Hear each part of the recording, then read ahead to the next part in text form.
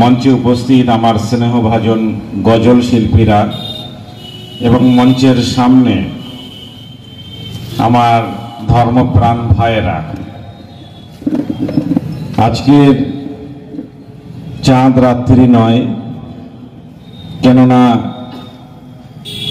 শাওয়াল মাসের চাঁদ দেখা যায়নি, সেই জন্য আগামীকাল রমজান মাসের শেষ দিন হবে, রমজানের রোজাও রাখতে হবে, আজকে তারাবির নামাজও পড়তে হবে।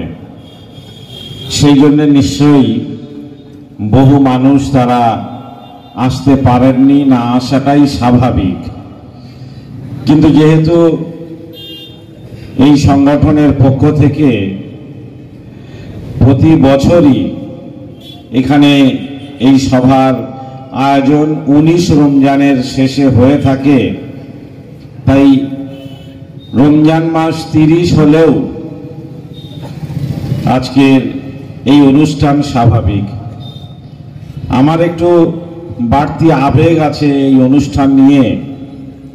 যে অনুষ্ঠান শুরু হয়েছিল যে বছর থেকে, তা প্রায় 15-20 বছর। সেই বছর থেকে প্রতি বছরই আমি এই অনুষ্ঠানে আমন্ত্রিত হয়েছি, আমার আসার সুযোগ হয়েছে এবং কিছু কথা বলারও সুযোগ হয়ে থাকে। আজকের অনুষ্ঠানে যে আলোচনার বিষয়, তা অত্যন্ত প্রাসঙ্গিক এবং গাম্ভীর্যপূর্ণ। যে বর্তমান বিশ্বে মুসলিম সমাজের যে প্রেক্ষাপট, তা নিয়েই আলোচনা। আসলে আলোচনার নানা রকম দিক থাকে, যেমন রাজনৈতিক দিক থাকে, তেমন সামাজিক দিক থাকে, তেমন ধর্মীয় দিক থাকে, তেমন আন্তর্জাতিক বিষয়ও থাকে। আজকের যে বিষয় পৃথিবীতে সবথেকে গুরুত্বপূর্ণ, তা হচ্ছে যে ক্ষমতার লড়াই। এই ক্ষমতার লড়াইতে কে কতটা এগিয়ে থাকবে, কার হাতে অর্থ বেশি, বিশ্বের সবথেকে বড় দাদা কিন্তু সেই। আজকে আপনারা জানেন, যাদের বয়স 50 পেরিয়ে 60 বছর বা 65 বছর, তারা জানেন যে বিশ্বে একটি সময় ছিল যখন বিশ্বের দাদা মানেই বোঝা যেত যে সোভিয়েত রাশিয়া। কমিউনিস্ট শাসিত সোভিয়েত রাশিয়া ছিল বিশ্বের সবথেকে ক্ষমতাসীন শক্তি। কিন্তু এমন একটা সময় এসেছিল যে সেই বিশ্বের ক্ষমতাসীন শক্তিকে ভিতর থেকে নানা ভাগে ভাগ করে দিয়ে কোনো শক্তি তাদেরকে টুকরো টুকরো করে দিয়েছিল। এবং তারপরে যারা দ্বিতীয় শক্তি ছিল, আমেরিকা, সাম্রাজ্যবাদী শক্তি, তারাই কিন্তু এই পৃথিবীতে এই সোভিয়েত ইউনিয়ন ভেঙে যাওয়ার পরে আমেরিকাই কিন্তু পৃথিবীর বুকে প্রধান শক্তি হিসাবে মাথাচাড়া দিয়েছে। এবং আজকের পৃথিবীর বুকে যদি বলেন যে সব থেকে ক্ষমতাসীন ব্যক্তিকে, এটি একটি কুইজ কন্টেস্টে বসা ছাত্র থেকে শুরু করে আন্তর্জাতিক বিষয়ে, রাজনীতি বিষয়ে যারা সচেতন, তারা সবাই বলবেন যে তিনি হচ্ছেন আমেরিকার প্রেসিডেন্ট। আমেরিকার প্রেসিডেন্টের চেয়ারে যিনিই বসবেন, সে ডোনাল্ড ট্রাম্প হতে পারে, সে জো বাইডেন হতে পারে, সে বিল ক্লিন্টন হতে পারে, সে ডব্লিউ বুশ হতে পারে, যেই বসবেন তিনি কিন্তু হচ্ছেন পৃথিবীর বুকে সব থেকে ক্ষমতাসীন ব্যক্তি। কেন না, তারা যাকে পারবেন তাকে বাঁচিয়ে রাখতে পারবেন, আবার তাদের যারা পছন্দ নয়, তারা চাইলে কিন্তু তাদেরকে মেরেও ফেলে দিতে পারেন। এবং তারা যেদিকে যাবেন, যারা মানবতার কথা বলে, যারা মানবাধিকারের কথা বলে, যারা গণতন্ত্রের কথা বলে, তারা সবাই দেখবেন যে যাদের কাছে পয়সা আছে, যাদের কাছে রাষ্ট্র ক্ষমতা আছে, তাদের পিছনেই কিন্তু সবাই সঙ্গ দেবে, তাদের পিছনেই সবাই তাকিয়ে থাকবে। যদি তাদের হাতে নিরীহ মানুষ হত্যা করার রক্ত লেগে থাকে, তারপরেও কিন্তু পয়সাওয়ালা মানুষের পিছনে সবাই থাকবে। যখন ফিলিস্তিনের সঙ্গে ফিলিস্তিনের নিরীহ মানুষ, ফিলিস্তিনের স্বাধীনতা সংগ্রামী, বাইতুল মুকাদ্দাসের জন্য লড়াই করা মানুষগুলো যখন ইসরায়েলের সঙ্গে লড়াই করছিল, বহু মানুষ ভেবেছিল যে আমেরিকা বোধহয় নিরীহ মানুষগুলোর পাশে দাঁড়াবে, আমেরিকা বোধহয় গণতন্ত্রের প্রশ্নে ফিলিস্তিনের পাশে দাঁড়াবে, আমেরিকা বোধহয় মানবতার প্রশ্নে, স্বাধীনতার প্রশ্নে ফিলিস্তিনের মজলুম মানুষকে সঙ্গ দেবে। পরে দেখা গেল অনেক দেশ তারা বললেন ইসরায়েলকে বয়কট করতে হবে। আমেরিকা কোন দিকে যাবে এটা বুঝতে না পেরে আমাদের মোদিজি তো কিছুটা সেনাবাহিনী ইসরায়েলে পাঠিয়ে দিলেন, আর কিছুটা ত্রাণ সামগ্রী ফিলিস্তিনের মানুষের জন্য, নিরীহ মুসলমানদের জন্য তিনি পাঠিয়ে দিলেন। যে পরবর্তীকালে যেদিকে লড়াইয়ের শক্তি এগোবে, আমরা যেন সেই দিকেই সঙ্গটা দিতে পারি। শেষে দেখা গেল যে আমেরিকার প্রেসিডেন্ট জো বাইডেন তিনি ইসরায়েলের পক্ষ অবলম্বন করলেন। আজকের পৃথিবীতে যদি বলেন সবথেকে অমানবিক একটি শক্তি, যার সঙ্গে পৃথিবীর কোন শয়তান বা দুষ্ট লোকের তুলনা চলে না, একমাত্র মালাউন, একমাত্র আপনার যারা এই ইবলিশ বলা হয় আমাদের ইসলামিক পরিভাষায়, তার নাম হচ্ছে ইসরায়েল এবং তার বর্তমান প্রধানমন্ত্রী নেতানিয়াহু। সেই নেতানিয়াহুকে সঙ্গ দিল কে? আমেরিকার প্রেসিডেন্ট জো বাইডেন। তারপর থেকে যারা যারা স্বাধীনতার প্রশ্নে ফিলিস্তিনের মানুষের পাশে দাঁড়িয়েছিল, যারা মানবতার প্রশ্নে, মানবাধিকারের প্রশ্নে, গণতন্ত্রের প্রশ্নে, মাতৃভূমির প্রশ্নে যারা যারা ফিলিস্তিনের নিরীহ মানুষের পাশে দাঁড়িয়েছিল, তারা সবাই আস্তে আস্তে সরে গিয়েছে। কেন না পৃথিবীর সব থেকে ক্ষমতাসীন যিনি, পৃথিবীর সব থেকে ক্ষমতাসীন রাষ্ট্র, তারা আজকে ফিলিস্তিনের নিরীহ মানুষের পাশে দাঁড়ানোর পরিবর্তে এই ইবলিশ ইসরায়েলের পাশে দাঁড়িয়েছে। ফলে আমরা চাইলেও আর ফিলিস্তিনের পাশে দাঁড়াতে পারবো না, আমরা মানবতার পাশে দাঁড়াতে পারবো না, নিরীহ মানুষকে সঙ্গ দিতে পারবো না, নিরীহ মানুষের জন্য আহ বা উ শব্দ আমরা উচ্চারণ করতে পারবো না। কেন? আমেরিকা পৃথিবীর সব থেকে বড় দাদা, সে যেহেতু ইবলিশের পাশে দাঁড়িয়েছে, ফলে আমাদেরকেও ইবলিশের পাশে দাঁড়াতে হবে। শুধু আমি আর আপনি নই, আরব দুনিয়ার মতো দেশগুলোও কিন্তু আজকে তারা মুখে লাগাম দিয়ে বসে আছে। তারা ইসরায়েলের প্রশ্নে টু শব্দটাও সঠিকভাবে উচ্চারণ করছে না। এটি হচ্ছে, অনেকেই বলেন যে এটি হচ্ছে কিয়ামতের একটি বড় আলামত। ফলে গোটা বিশ্বে রাজনৈতিক প্রেক্ষাপট, অনেকেই আশঙ্কা করছেন যে যদি মুসলিম দেশগুলো ফিলিস্তিনের পাশে দাঁড়িয়ে যায়, আর আমেরিকা, ব্রিটেনের মতো দেশগুলো যদি ইসরায়েলের পাশে দাঁড়াতে যায়, তাহলে বোধহয় হয়তো পৃথিবীতে আর একটা তৃতীয় বিশ্বযুদ্ধ লেগে যেতে পারে। যে যুদ্ধটা মুসলিম ভার্সেস খ্রিস্টান বা মুসলিম ভার্সেস মুসলিম বিরোধী শক্তিগুলো ঐক্যবদ্ধভাবে পৃথিবীতে আরো একটি তৃতীয় বিশ্বযুদ্ধ লেগে যেতে পারে। সেই জন্যে আজকের এই অবস্থায় যখন এসেছি, আমার আপনার দায়িত্ব কি? আপনারা দেখেছেন যে আমাদের দেশে, ভারতবর্ষে, যখন ব্রিটিশরা সাম্রাজ্যবাদী শক্তি হিসাবে আমাদের ভারতবর্ষ তারা পরিচালনা করেছে, এবং সেই ভারত ছাড়তে হবে ব্রিটিশ শক্তিকে, তাদেরকে ভারত থেকে বিতাড়িত করতে হবে। মহাত্মা গান্ধী অনশন আন্দোলন করেছেন, মাওলানা আবুল কালাম আজাদ মহাত্মা গান্ধীর সঙ্গ দিয়েছেন, নেতাজি সুভাষচন্দ্র বসু লড়েঙ্গিয়া মরেঙ্গে বলেছেন, তিনিও আজাদ হিন্দ বাহিনী তৈরি করেছেন। তখন অনেকেই বুঝেছেন যে ব্রিটিশদেরকে এদেশ থেকে বিতাড়িত করা সম্ভব হবে, কিন্তু বুদ্ধির পেছে সাধারণ মানুষ সবসময় কিন্তু পরাজিত হয়।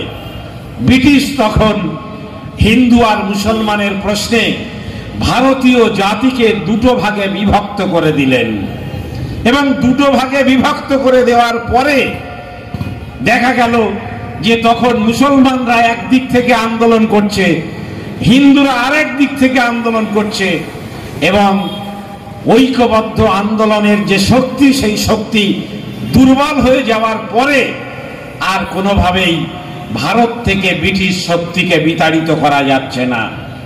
আপনারা জানেন যে আজকে যখন ফিলিস্তিনের পাশে দাঁড়ানোর কথা, তখন আমাদের দেশেরও অনেক মাওলানা সাহেবরা বললেন যে ফিলিস্তিনের জন্য যারা লড়াই করছে সেই শক্তি, সেই সংগঠনটি শিয়া সম্প্রদায় প্রভাবিত সংগঠন। ফলে ওই সংগঠনের সঙ্গ দেওয়ার পরিবর্তে ওই যারা ওদেরকে শিয়া প্রভাবিত সংগঠনকে এবং ফিলিস্তিনিদের মেরে ফেলার চেষ্টা করছে, তাদেরকেই সঙ্গ দেওয়া বেশি ভালো। এটা মুসলমানদের মধ্য থেকেই কিছু কিছু মাওলানা সাহেব যারা কোথায় কোথায় হাদিস বলেন, যারা কোথায় কোথায় পবিত্র কোরআনের উদ্ধৃতি দেন, তারা নানাভাবে বিকৃত করে মানুষকে বুঝিয়ে শক্তিকে, ইসলামী শক্তিকে, মানবতাবাদী শক্তিকে, গণতন্ত্র প্রিয় এবং বাইতুল মুকাদ্দাসের পবিত্রতা রক্ষা করার জন্য যে শক্তিগুলো লড়াই করছে, তাদের বিরুদ্ধে একটি ঐক্যবদ্ধ শক্তিকে ভেঙে টুকরো টুকরো করে দিলেন। আপনারা দেখেছেন আমার আপনার ইমান শুধু দাড়ি টুপি আর পাঞ্জাবির মধ্যেই সীমাবদ্ধ আছে, কিন্তু ইমান কারে বলে সেটা যদি পরীক্ষা করে দেখতে হয়, তাহলে ফিলিস্তিনের নিরীহ শিশুগুলো যাদের কপালে রক্ত থাকে, যাদের ভাইগুলো হাসপাতালের বেডে পড়ছে, কলেমা পড়ে মৃত্যুর মুখে ঢলে পড়ে, যাদের 4-5টা পুত্র সন্তান ওই ইসরায়েলের সেনাবাহিনীদের আঘাতে শাহাদাত বরণ করে, তাদের কাছ থেকেই ইমানের শক্তি কতটা সেটা তাদের কাছ থেকে শিক্ষা নিতে হয়, তাদের কাছ থেকে আমাকে আপনাকে বুঝতে হয়। কিন্তু আমরা কিছু অল্প বয়স পড়া মুসলমান, আমরা কিছু 2-1 পাতা পড়া কোরআন হাদিস পড়া মুসলমান, আমরা কিন্তু বারবার মুসলমানদেরকে নানা ভাগে ভাগ করে দিয়ে রাজনৈতিক কৌশলের কাছে নিজেদের শক্তিটাকেই বারবার আমরা দুর্বল করে দিই। আমার আজকের এই আক্ষেপ নয়, আজ থেকে 70 বছর আগে আমাদের বিশ্ব বিদ্রোহী কবি, মানবতাবাদী কবি, সাম্যের কবি কাজী নজরুল ইসলামও আক্ষেপ করে বলেছিলেন যে বিশ্ব যখন এগিয়ে চলে আমরা তখন বসে বিবি তালাকের ফতোয়া খুঁজি কোরআন হাদিস চষে। আমাদের কোরআন আর হাদিসকে অবলম্বন করে পাশ্চাত্য দুনিয়া বিজ্ঞানের নানা দিক তারা উন্মোচন করছে, প্রসার ঘটাচ্ছে, নানা দিক তারা মহাকাশে যাচ্ছে, আর আমরা কোরআন হাদিস থেকে কেবলমাত্র ক তালাক দিলে ক তালাক হবে, একসঙ্গে 3 তালাক দিলে ক তালাক ধরা হবে, আমরা এভাবে আজীবন শুধু নিজেদের মধ্যে দ্বন্দ্ব আর মতনৈক্য এটাকেই আমরা প্রকট করে আমাদের শক্তি, আমাদের সমাজকে নানা ভাগে আমরা বিভক্ত করে রেখেছি। এর জন্য কিন্তু মহান আল্লাহর কাছে আমাদেরকে জবাবদিহি নিশ্চয়ই করতে হবে। কেন না আজকে পৃথিবীর বুকে আপনারা জানেন মুসলমানদের তৃতীয় যে পবিত্র ভূমি বাইতুল মুকাদ্দাস, সেই বাইতুল মুকাদ্দাসকে গুড়িয়ে দেওয়ার জন্য যত রকম অপকৌশল দরকার, সমস্ত রকম অপকৌশলকে ইসরায়েল এবং ইসলাম বিরোধী যে শক্তি তারা অবলম্বন করে চলেছে। তারা বুঝেছে যে কিভাবে মুসলিমদেরকে দুর্বল করা যাবে, কিভাবে মুসলিম রাষ্ট্রকে নানা ভাগে ভাগ করে দিয়ে দুর্বল করা যাবে, কিভাবে মুসলিম সমাজকে নানা ভাগে ভাগ করে দিয়ে দুর্বল করে দেওয়া যাবে। আপনারা যদি ভারতবর্ষের রাজনৈতিক প্রেক্ষাপট মূল্যায়ন করেন, জানেন আমরা তখন ছোট ছিলাম বটে, কিন্তু জানেন যে 1992 সালে 6 ডিসেম্বর যখন বাবরি মসজিদ অযোধ্যার বুক থেকে শহীদ করে দেওয়া হয়, তখন গোটা ভারতবর্ষের মুসলমানদের বুক শুধু ভেঙে গিয়েছিল তা নয়, এই ভারতবর্ষের মুসলমানদের পাশাপাশি বিশ্বের মুসলমানদের বুকেও কিন্তু আঘাত লেগেছিল। 600 বছরের ঐতিহাসিক পুরাতন একটি মসজিদ শুধু রাজনৈতিক স্বার্থে দিনের আলোতে পুলিশ প্রশাসনের সামনে ভেঙে ধূলিসাৎ করে দেওয়া হলো, শহীদ করে দেওয়া হলো। মুসলমানদের বুকে আঘাত লেগেছিল। তখনকার কংগ্রেসের প্রধানমন্ত্রী নরসিংহ রাওকে সাংবাদিকরা জিজ্ঞাসা করলেন যে আপনি কোনো ব্যবস্থা নিলেন না কেন? প্রধানমন্ত্রী নরসিংহ রাও বললেন যে আমি 6 ডিসেম্বর দুপুরবেলা ওই সময়টায় ঘুমাতে গিয়েছিলাম, তাই বাবরি মসজিদ যে ভেঙে দিচ্ছে এই খবরটা আমার কাছে আসেনি। আমি যখন দুপুরের ঘুম থেকে বিকালবেলা উঠলাম তখন শুনলাম যে কর সেবকরা গিয়ে অযোধ্যায় বাবরি মসজিদকে তারা ভেঙে গুড়িয়ে দিয়েছে। তবে আমি কথা দিচ্ছি ওই জায়গায় মুসলমানদের শান্ত করার জন্য কথা দিয়ে বললেন ওই যায় বাবরি মসজিদ जहां था वही फिर हम बाबरी मस्जिद बनाएंगे। আপনারা জানেন প্রধানমন্ত্রী নরসিংহ রাও মরে তার ছাই কয়লা হয়ে গিয়েছে, কিন্তু বাবরি মসজিদ আর সেখানে বানানো হয়নি। এইভাবে তারপরে আপনারা জানেন মুসলমানদের বুকে যে আঘাত লেগেছিল, তারপরে যে নির্বাচন হয়েছিল সেই নির্বাচন থেকে শুধু পশ্চিম বাংলার মুসলমানরা নয় কিংবা উত্তরপ্রদেশের মুসলমানরা নয়, সমগ্র ভারতবর্ষের মুসলমানরা কংগ্রেসের থেকে মুখ ফিরিয়ে নিয়েছিল। কংগ্রেস ক্ষমতায় থাকার মতো তারা নির্দিষ্ট সংখ্যার সাংসদ তারা সেবার দখল করতে পারেনি, ফলে কংগ্রেসের প্রধানমন্ত্রী সরকার গঠন করতে পারেনি। ভিপি সিং এবং আপনারা জানেন অন্যান্যরা, দেবগৌড়া থেকে শুরু করে অন্যান্যরা সে সময় প্রধানমন্ত্রী হিসাবে কিছুদিনের জন্য কিছু কিছু ব্যক্তি প্রধানমন্ত্রী হিসাবে ক্ষমতায় গিয়েছিলেন। তখনও পর্যন্ত ভারতবর্ষের রাজনীতিবিদ নিয়ে রাজনৈতিক যারা পর্যবেক্ষণ করেন তারা বলতেন মুসলমানরা সরকার গঠন করে, মুসলমানরা কেউ প্রধানমন্ত্রী হয় না, কিন্তু মুসলমানরা যে দলকে সমর্থন করবে সেই দলই ভারতবর্ষের প্রধানমন্ত্রী হবে। এই ম্যাজিক, এই ক্ষমতা ততদিন পর্যন্ত ভারতবর্ষে মুসলমানদের হাতে ছিল। কিন্তু 2014 সালে যখন প্রধানমন্ত্রী হলেন, আপনারা জানেন যে নরেন্দ্র মোদী, তখন থেকে এই মুসলিম সমাজকে এমন ভাগে ভাগ করে দিয়েছে, এখন আর কোন রাজনৈতিক দলের নেতাকে ইমাম সাহেবের কাছে আসতে হয় না।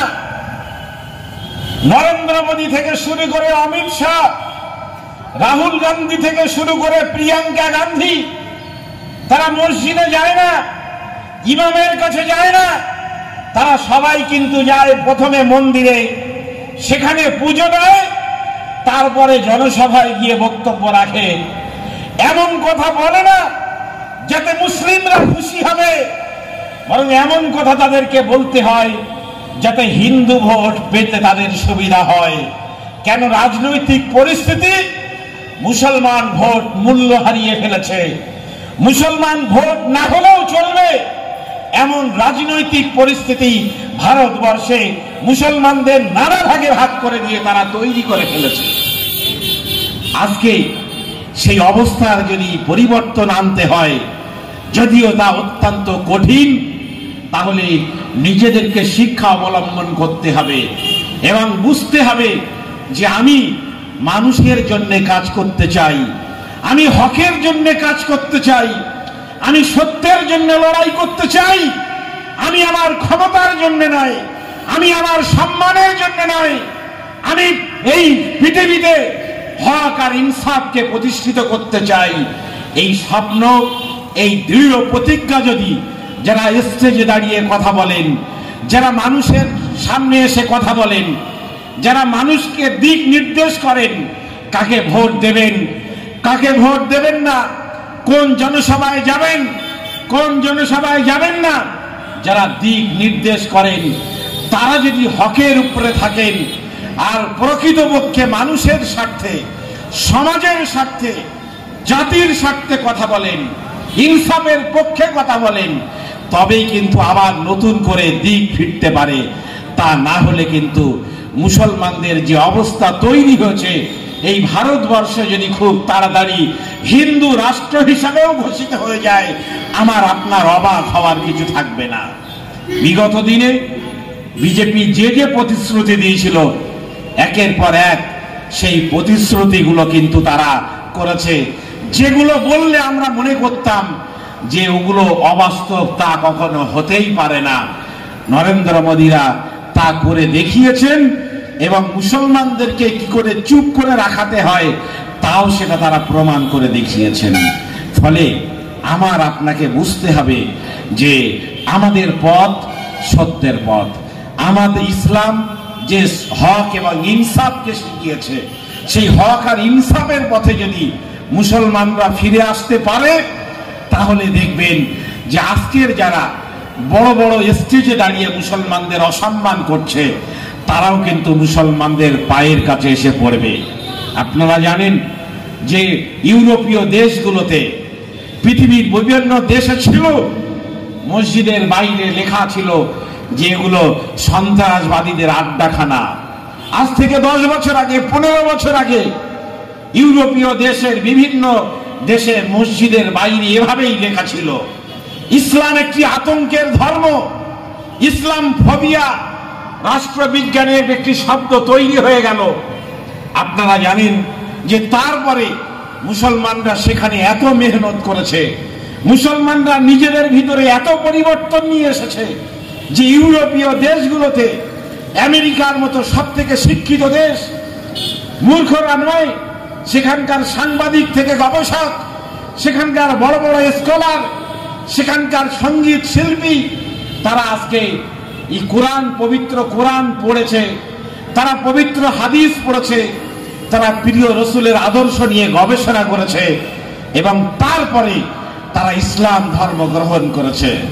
একজন বললেন, আমি তো শান্তির খোঁজে গবেষণা শুরু করলাম, যখন নবী মুহাম্মদের কাছে আসলাম তখন আমি শান্তির সন্ধান পেয়ে গেলাম।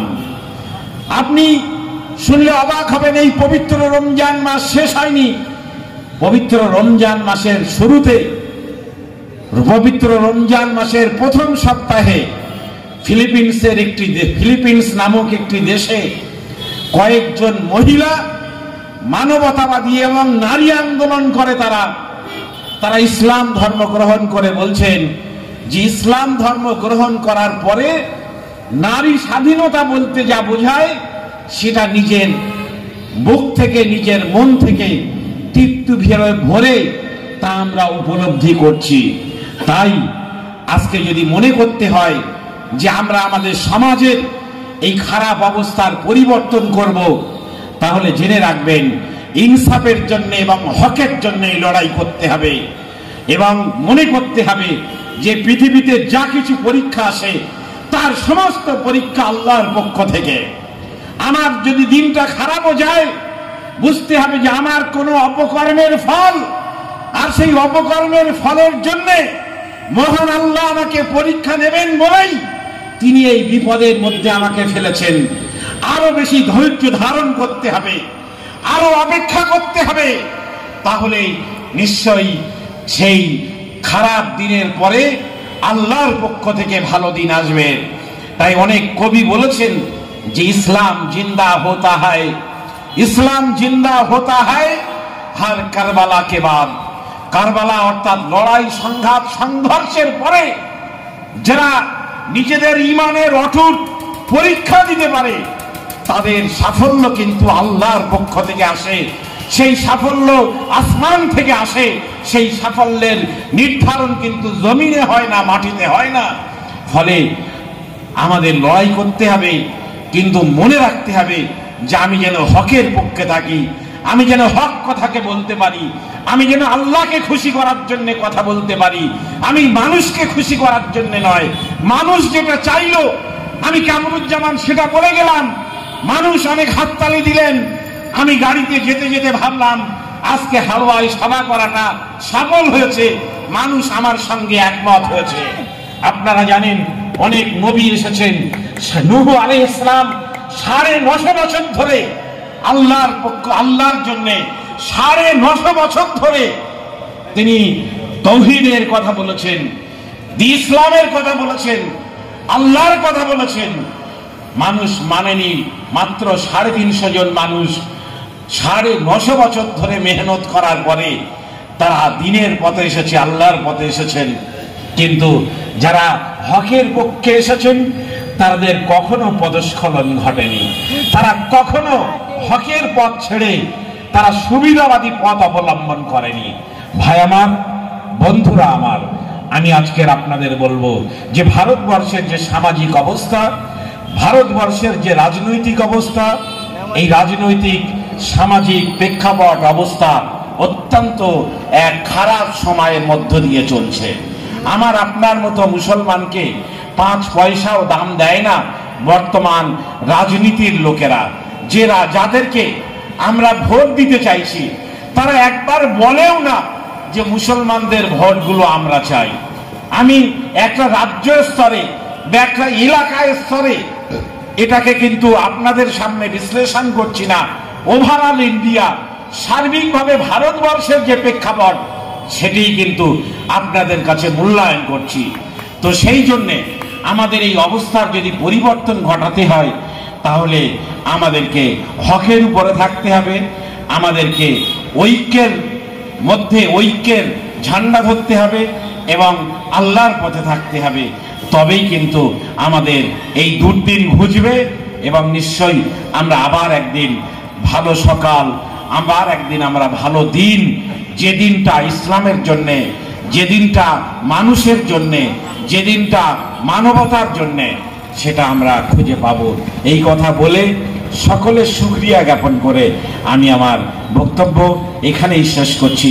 আল্লাহ যেন আমাদের সকলকে ভালো রাখেন এবং আমাদের এই দেশ, এটা যেন হিন্দু মুসলমান সবাই মিলেমিশে এই দেশের সমৃদ্ধি, এই দেশের কল্যাণ আমরা যেন সবাই সুনিশ্চিত করতে পারি। এই কথা বলে শুকরিয়া আদায় করে বিদায় নিচ্ছি। আসসালামু আলাইকুম। আল্লাহ হাফেজ।